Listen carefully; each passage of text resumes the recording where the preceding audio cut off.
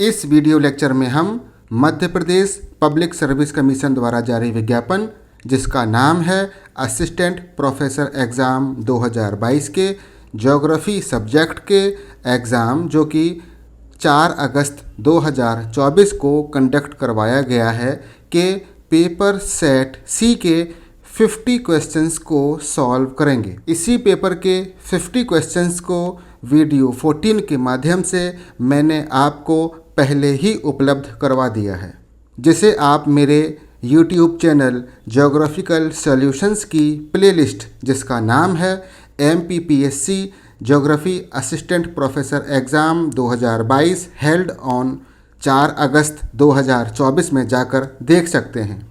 इसी question paper के remaining 50 questions मैं आपको नेक्स्ट वीडियो लेक्चर में उपलब्ध करवाऊंगा।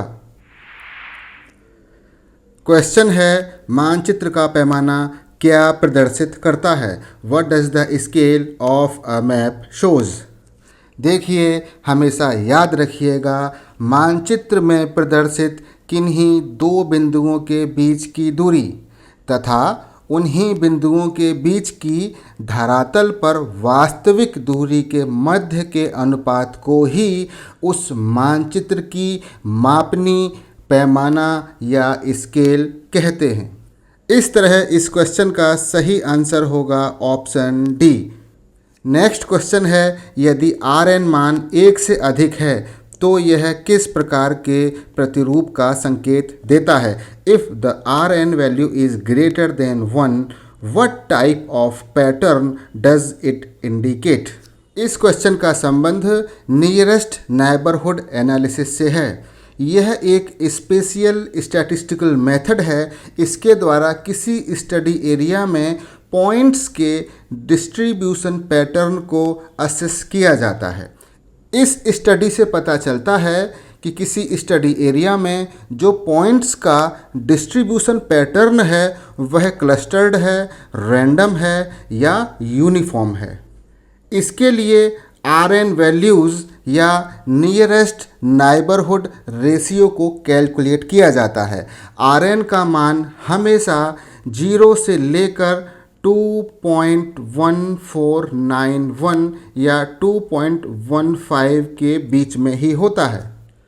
यदि Rn की वैल्यू 0 हो तो स्टडी एरिया में जितने भी पॉइंट्स होंगे वह एक ही जगह पर क्लस्टर्ड होंगे।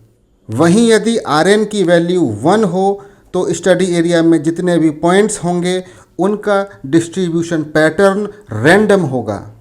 और यदि Rn वैल्यू मैक्सिमम हो 2.15 हो तो स्टडी एरिया में जितने भी पॉइंट्स होंगे वो यूनिफॉर्म रूप से डिस्ट्रीब्यूट होंगे। इस तरह इस क्वेश्चन का सही आंसर है समान प्रतिरूप या यूनिफॉर्म पैटर्न। नेक्स्ट क्वेश्चन है, संभाव्यता प्रतिचयन का दूसरा नाम क्या है? What is the another name of probability sampling? Probability sampling का दूसरा नाम होता है रैंडम सैम्पलिंग या यादृच्छिक प्रतिचयन। नेक्स्ट क्वेश्चन है, मालवीड प्रक्षेप में भूमध्य रेखा की लंबाई क्या होती है? What is the length of the equator in the Mollweide projection? इस क्वेश्चन का सही आंसर है option number D. Mollweide projection में इक्वेटर की लंबाई होती है 4 × √2r। यहाँ पर r होता है radius of the reduced earth on a given scale. Next question है, जब बेलन या सिलेंडर वृहद वृत्त की स्पर्शी हो इसका परिणाम होगा। When the cylinder is tangent to a great circle, it will result in। इस क्वेश्चन का संबंध सिलेंड्रिकल प्रोजेक्शन या बेलनाकार प्रक्षेप से है। सिलेंड्रिकल प्रोजेक्शन के निर्माण के लिए 2 रिक्वायरमेंट होती हैं। पहली रिक्वायरमेंट है कागज का एक बेलन या कागज का एक सिलेंडर जो कि अर्थ को किसी न किसी ग्रेट सर्किल पर टच करता है। दूसरी रिक्वायरमेंट है सोर्स ऑफ लाइट अर्थ के सेंटर पर स्थित हो। अर्थ के सेंटर से चारों ओर लाइट निकलती है। इस लाइट के कारण अर्थ की सरफेस की जो लैटीट्यूड और लॉन्गिट्यूड की ग्रिड होती है उसकी छाया इस सिलेंडर पर बन जाती है। सिलेंडर पर बनी हुई लैटीट्यूड लॉन्गिट्यूड की इस छाया को पेंसिल के द्वारा बना लिया जाता है। अब यदि इस कागज के सिलेंडर को खोलकर देखा जाए तो लैटीट्यूड और लॉन्गिट्यूड की ग्रिड का एक जाल बनकर हमारे सामने आ जाएगा। यही सिलेंड्रिकल प्रोजेक्शन होता है। इस क्वेश्चन में एक टर्म यूज़ किया गया है, वृहद वृत्त या ग्रेट सर्किल। अब पहले इसको ज़रा समझते हैं।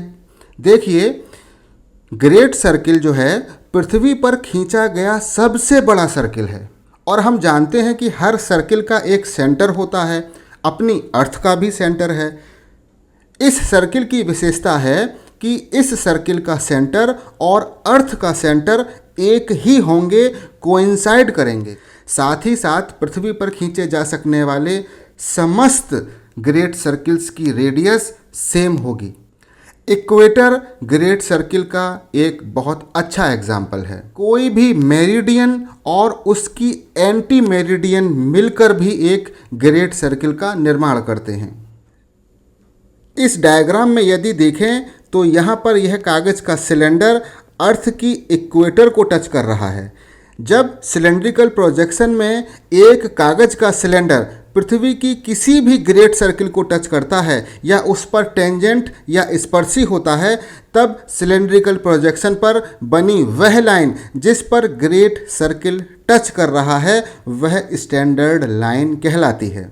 फॉर एग्जाम्पल, यदि कागज का सिलेंडर इक्वेटर को टच कर रहा है जैसा कि इस डायग्राम में आप देख रहे हैं, तब प्रोजेक्शन पर इक्वेटर को रिप्रेजेंट करने वाली लाइन, ये लाइन जो कि इक्वेटर को रिप्रेजेंट कर रही है, यह स्टैंडर्ड लाइन होगी। यदि सिलेंडर किसी ग्रेट सर्किल को टच करता है या टेंजेंट या स्पर्शी होता है, तब ऐसी स्थिति में सिलेंड्रिकल प्रोजेक्शन में स्टैंडर्ड लाइन की संख्या 1 होगी। इस आधार पर इस क्वेश्चन का सही आंसर है ऑप्शन नंबर 1, एक मानक रेखा, 1 स्टैंडर्ड लाइन। अब एक क्वेश्चन मैं आपसे कर रहा हूं, अब आप मुझे बताइए कि क्या किसी सिलेंड्रिकल प्रोजेक्शन में 2 स्टैंडर्ड लाइन भी हो सकती हैं? यदि हो सकती हैं तो उस प्रोजेक्शन का नाम मुझे बताइए। नेक्स्ट क्वेश्चन है, मध्य प्रदेश में सीमेंट के कारखानों के संकेंद्रण की सबसे महत्वपूर्ण पेटी है। The most important belt of concentration of cement plants in Madhya Pradesh is. इस क्वेश्चन का सही आंसर है दमोह सीधी बेल्ट, ऑप्शन नंबर ए। मध्य प्रदेश भारत का सबसे बड़ा सीमेंट प्रोड्यूसर है। यहाँ पर सीमेंट के 23 प्लांट्स हैं। इसके बाद आंध्र प्रदेश और राजस्थान का स्थान आता है। नेक्स्ट क्वेश्चन है, इनमें से किस जिले में पॉलीमर बनाने का कारखाना स्थित है?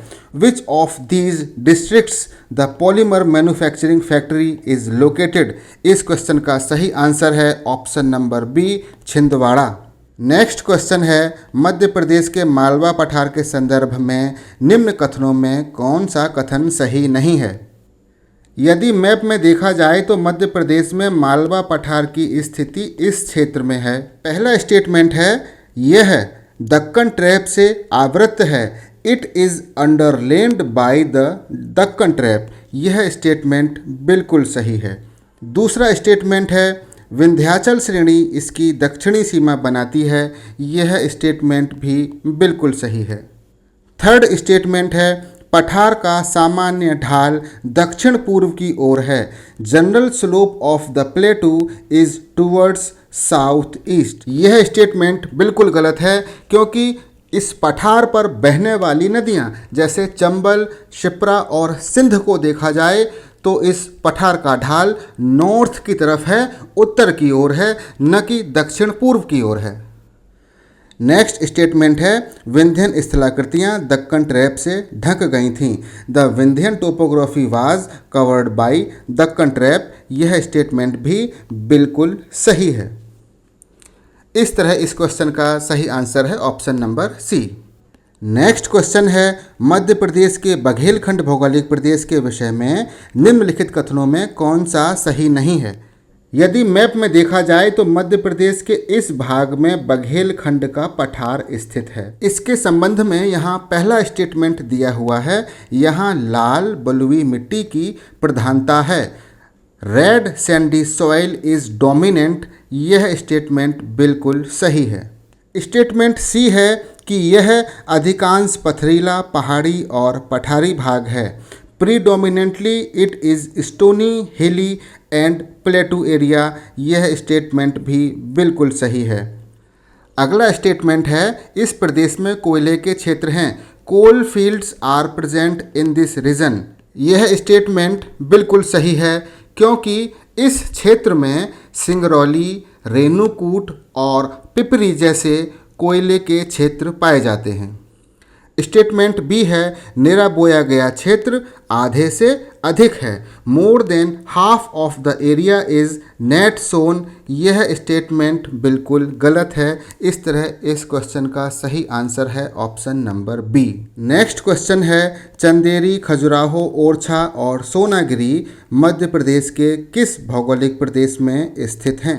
यह चारों स्थान मध्य प्रदेश के बुंदेलखंड प्रदेश में स्थित हैं। इस तरह इस क्वेश्चन का सही आंसर है ऑप्शन नंबर डी। यदि मैप में देखा जाए तो मध्य प्रदेश का यह भाग और यह भाग बुंदेलखंड पठार के अंतर्गत आता है।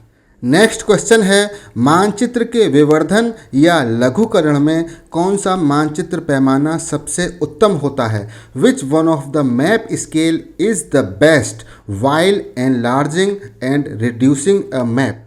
हमेशा याद रखिएगा, मूल आकार से भिन्न आकारों में मुद्रित किए जाने वाले मानचित्रों के लिए आलेखी विधि या ग्राफिकल मेथड ही सबसे बेस्ट होता है। इस तरह इस क्वेश्चन का सही आंसर है ऑप्शन नंबर सी।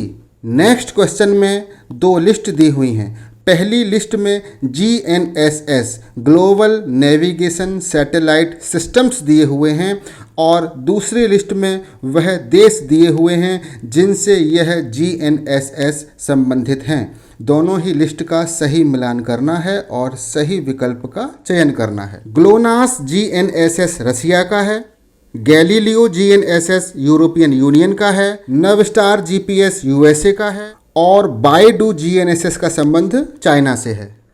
इस तरह इस क्वेश्चन का सही आंसर है option number A. Next question है, निम्नलिखित में से दृश्य वर्णक्रम में न्यूनतम वर्णक्रमीय परावर्तन किसका होगा? Which of the following will have least spectral reflectance in visible spectrum? सबसे पहले हम लोग रिफ्लेक्टेंस या परावर्तन को समझेंगे। मान लीजिए कि यह अर्थ की सरफेस है। इस सरफेस पर सोलर रेडिएशन इंसिडेंट हो रहा है या गिर रहा है। इस सोलर रेडिएशन की कुछ मात्रा वापस रिफ्लेक्ट हो जाती है और जितनी मात्रा रिफ्लेक्ट होती है वह इस सरफेस का परावर्तन या रिफ्लेक्टेंस कहलाती है। किसी सरफेस पर गिरने वाले सोलर रेडिएशन की वह मात्रा जो उस सरफेस से वापस रिफ्लेक्ट हो जाती है वह उस सरफेस का रिफ्लेक्टेंस कहलाती है। सोलर रेडिएशन में कई एक वेवलेंथ पाई जाती हैं। सोलर रेडिएशन की अलग अलग वेवलेंथ में किसी सतह से होने वाले रिफ्लेक्शन की मात्रा भी अलग अलग होती है।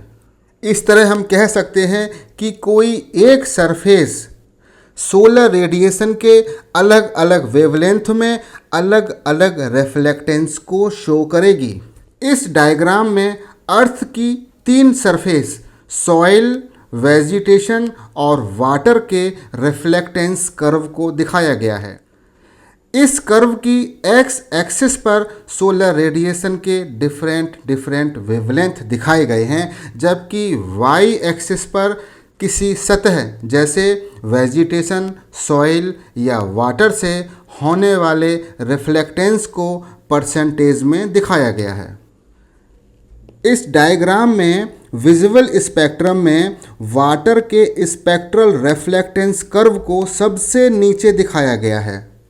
इस कर्व को देखने से पता चलता है कि विजुअल स्पेक्ट्रम में वाटर का रिफ्लेक्टेंस सबसे कम होता है। वाटर विजुअल स्पेक्ट्रम के अधिकांश भाग का अवशोषण कर लेता है तथा कुछ ही भाग को रिफ्लेक्ट करता है, जिस कारण इसका रिफ्लेक्टेंस काफ़ी कम होता है। साथ ही साथ वाटर नियर इंफ्रारेड रीजन और शॉर्ट वेव इंफ्रारेड रीजन के भी अधिकांश भाग को एब्जॉर्ब कर लेता है। इस क्वेश्चन में 4 सरफेस दी हुई हैं: dry bare soil, vegetation, sand और वाटर। अभी हमने जाना कि वाटर का स्पेक्ट्रल रिफ्लेक्टेंस सबसे कम होता है। इस तरह इस क्वेश्चन का सही आंसर है option number D, water. Next question है, निम्नलिखित में सबसे पुराना WGS कौन है? Which one of the following is oldest WGS? WGS world geodetic system होता है। सबसे पुराना WGS है WGS 60 और सबसे लेटेस्ट WGS है WGS 84। इस तरह इस क्वेश्चन का सही आंसर है option number B. Next question है, निम्नलिखित पर विचार कीजिए। प्रसार, माध्य, लॉरेंज वक्र और चतुर्थक विचलन उपर्युक्त में कौन प्रकीर्णन मापक हैं?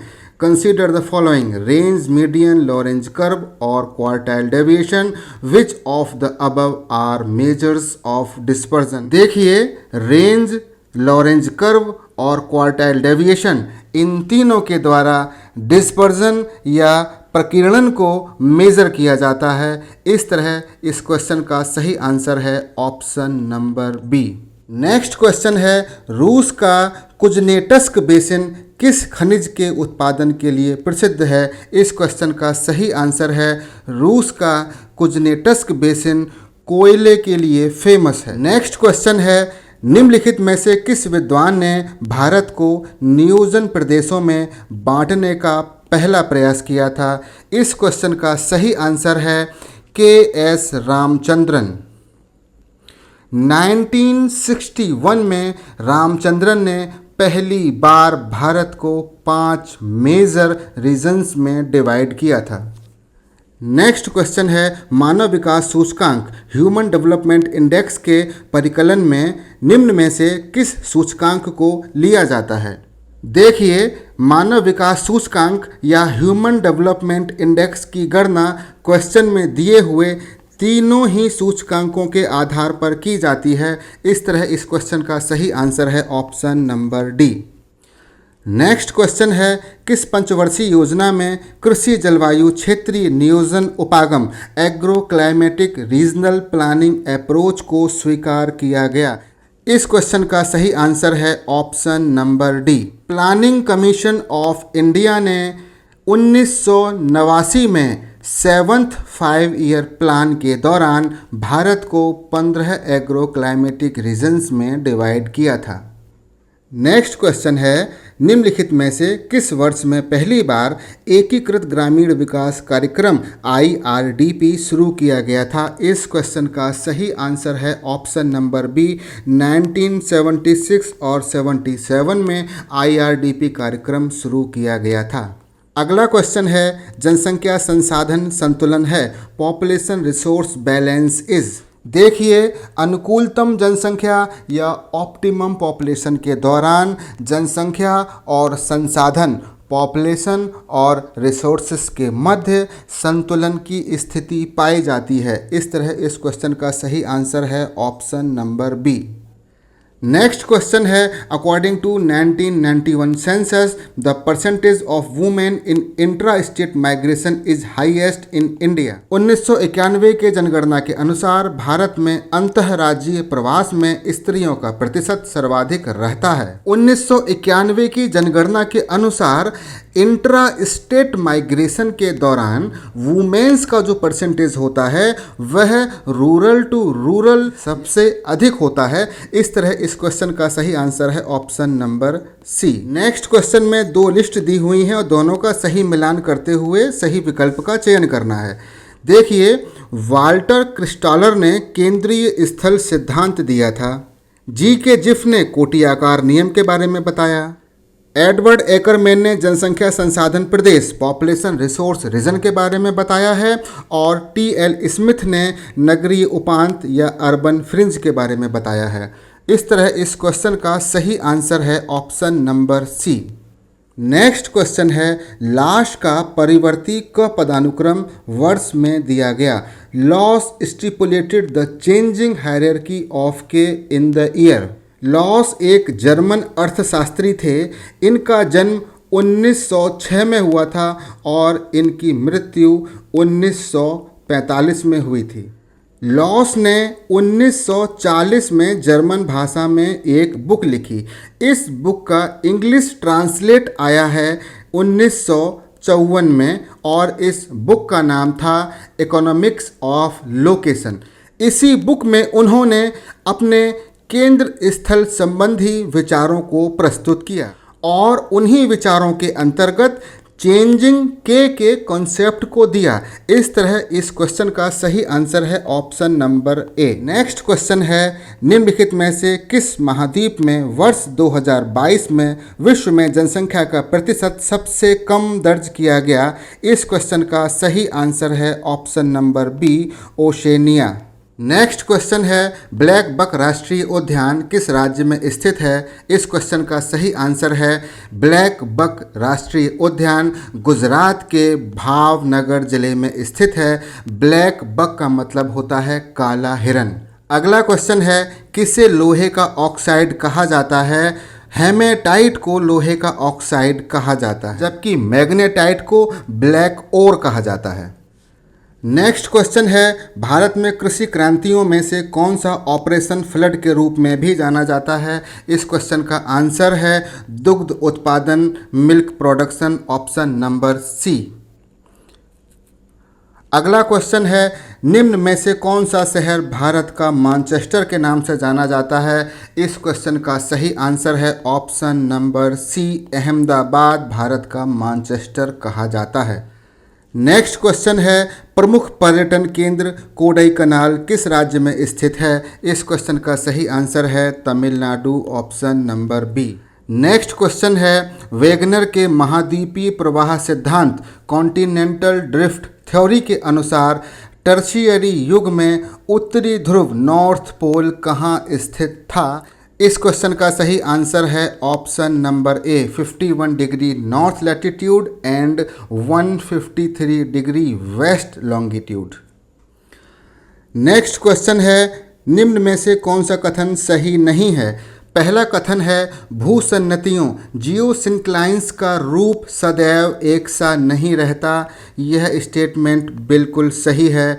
दूसरा स्टेटमेंट है, भूसन्नतियाँ गतिशील होती हैं। यह स्टेटमेंट भी बिल्कुल सही है। अगला स्टेटमेंट है, भूसन्नतियाँ प्रायः दो दृढ़ भूखंडों के बीच होती हैं। यह स्टेटमेंट भी बिल्कुल सही है।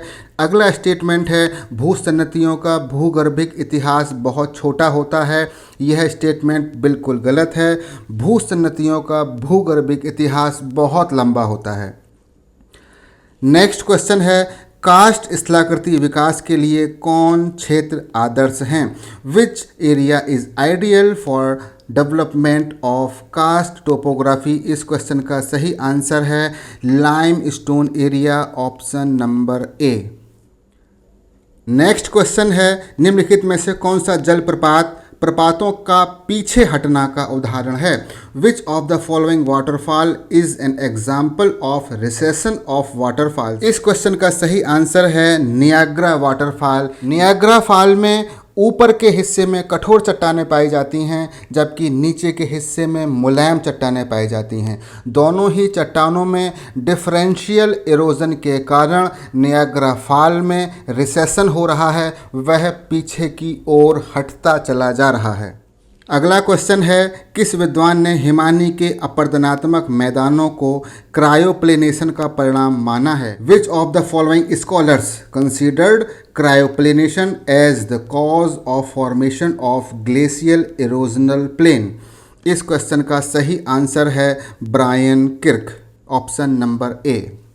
नेक्स्ट क्वेश्चन है स्ट्रैबो कहाँ के भूगोलवेत्ता थे? Strabo was a geographer of. इस क्वेश्चन का सही आंसर है स्ट्रैबो रोमन जोग्राफर थे। नेक्स्ट क्वेश्चन में दो लिस्ट दी हुई हैं। पहली लिस्ट में ज्योग्राफिकल थॉट्स दी हुई हैं और दूसरी लिस्ट में उन थॉट्स को देने वाले ज्योग्राफिकल स्कॉलर्स के नाम दिए हुए हैं। दोनों लिस्ट का सही मिलान करना है और सही ऑप्शन का चयन करना है। प्रत्यक्षवाद का संबंध है ऑगस्ट कॉम्टे से, मानवतावाद का संबंध है किर्क से, नवनिश्चयवाद का संबंध है ग्रिफिथ टेलर से और व्यवहारवाद का संबंध है आल्सन से। इस तरह इस क्वेश्चन का सही आंसर है option number A. Next question है मीडोज ऑफ गोल्ड नामक प्रसिद्ध पुस्तक किस अरब विद्वान द्वारा लिखी गई है? इस क्वेश्चन का सही आंसर है मीडोज ऑफ गोल्ड नामक पुस्तक को लिखने वाले अरबियन स्कॉलर का नाम था अल मसूदी। ऑप्शन नंबर ए। अगला क्वेश्चन है पृथ्वी की परिधि आकलन हेतु एरेटोस्थनीज ने नोमेन के रूप में ओबेलिस्क का उपयोग किया था जो स्थित था। इस क्वेश्चन का सही आंसर है option number B Alexandria. Next question है फ्रेडरिक रेडजेल की प्रमुख पुस्तक थी। इस क्वेश्चन का सही आंसर है रेडजेल ने एंथ्रोपोजोग्राफी नामक पुस्तक को लिखा। अगला क्वेश्चन है वह सतह जहां समान दबाव की सतहें समान घनत्व की सतहों को काटती हैं कहलाती हैं। The surface where the surfaces of constant pressure intersect surfaces of constant density is known as. Barotropic surface में कांस्टेंट प्रेशर सरफेस और कांस्टेंट डेंसिटी सरफेस एक दूसरे के पैरेलल होती हैं, जबकि बैरोक्लिनिक सरफेस में कांस्टेंट प्रेशर की सरफेस कांस्टेंट डेंसिटी की सरफेस को इंटरसेक्ट करती है। इस तरह इस क्वेश्चन का सही आंसर है option number D baroclinic surface. Next question है निम्नलिखित में से किस दशा में अधिधारित वाताग्र निर्मित होता है? In which of the following conditions occluded front is formed. इस क्वेश्चन का सही आंसर है ऑप्शन नंबर सी जब कोल्ड फ्रंट वार्म फ्रंट को ओवरटेक कर देता है, ऐसी दशा में ऑक्लूडेड फ्रंट का निर्माण होता है। अगला क्वेश्चन है बगुइयो उष्णकटिबंधीय चक्रवात का संबंध निम्न में से किस देश से है? इस क्वेश्चन का सही आंसर है बगुइयो उष्णकटिबंधीय चक्रवात का संबंध फिलीपींस और इंडोनेशिया से है। Option number B. Next question है शीतोष्णकटिबंधीय चक्रवात कौन से अक्षांशों के मध्य बनते हैं? Between which latitudes do temperate cyclones form. इस क्वेश्चन का सही आंसर है ऑप्शन नंबर बी 35 डिग्री से 65 डिग्री के मध्य के अक्षांशों में टेम्परेट साइक्लोन्स का निर्माण होता है।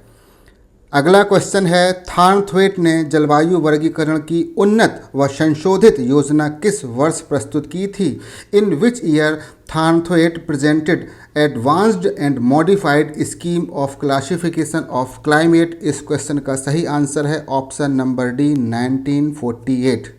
नेक्स्ट क्वेश्चन है निम्नलिखित में से कौन सी जलडमरू मध्य भूमध्य सागर को अटलांटिक महासागर से जोड़ती है? Which of the following straits connect the Mediterranean sea to the Atlantic ocean. इस क्वेश्चन का सही आंसर है जिब्राल्टर जलडमरू मध्य।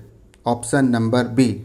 नेक्स्ट क्वेश्चन है निम्नलिखित में से किसे महासागरों का सबसे गहरा बिंदु माना जाता है? Which one among the following is considered the deepest point of the oceans. इस क्वेश्चन का सही आंसर है option number D Mariana trench में विश्व का सबसे गहरा डीप स्थित है जिसका नाम है चैलेंजर डीप। नेक्स्ट क्वेश्चन है डॉल्फिन एवं challenger Cuttack dolphin and challenger ridge किस महासागर में स्थित हैं? इस क्वेश्चन का सही आंसर है option number B Atlantic Ocean. Next question है, निम्नलिखित में से कौन पेलेजिक निक्षेप में सम्मिलित है? Which one of the following is included in the pelagic deposit? इस क्वेश्चन का सही आंसर है red clay, option number D. Next question है, निम्नलिखित में से कौन से निक्षेप का निर्माण अत्यंत सूक्ष्म पौधों के अवशेष से होता है? Which of the following deposits are formed with the shells of very microscopic plants? इस क्वेश्चन का सही आंसर है diatom ooze, option number D. फिर मिलेंगे नए क्वेश्चंस और नए कॉन्सेप्ट्स के साथ अगले वीडियो लेक्चर में। जुड़े रहिए मेरे YouTube चैनल ज्योग्राफिकल सॉल्यूशंस से।